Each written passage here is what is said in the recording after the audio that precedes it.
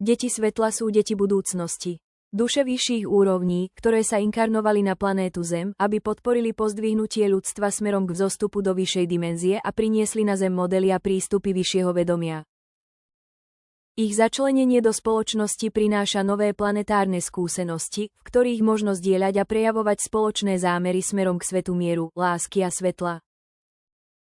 Každé z nich je tu na Zemi, aby poskytlo ľudstvu učenie a vedomosti z hviezd a posvetných ríš Matky Zeme, transformovalo ľudskú vibračnú frekvenciu a zaviedlo nové evolučné postupy pre najvyššie kolektívne dobro.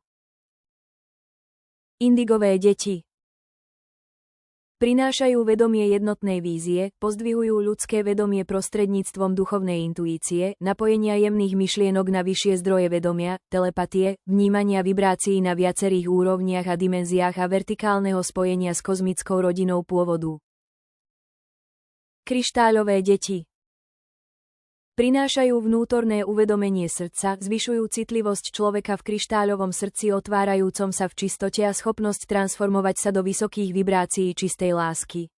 Jemné vnímanie sa prejavuje v úcte k rastlinám, zvieratám a Matke Zemi, v uznaní a prijatí vnútorného dieťaťa. Dúhové deti ako vysielače svetla rozširujú farbu zodpovedajúcu tónu vnútornej citlivosti srdca a duchovného uvedomenia. Prinášajú uvedomenie si vibrácií svetla, univerzálnych princípov, prostredníctvom schopnosti vedome vyžarovať frekvencie dúhového svetla na transformáciu a pozdvihnutie. Pri rozvíjaní svojho potenciálu si každé dieťa môže osvojiť špecifiká a talenty iných detí. Spolupráca a podpora vývoja detí sa uskutočňuje prostredníctvom pôsobenia na viacerých stupňoch a rovinách v energeticko-vibračnej synergii a rezonancii zámeru. Každé dieťa vydáva zvuk svetla, ktorý sa spája a vibruje spolu so zvukom vydávaným všetkými ostatnými.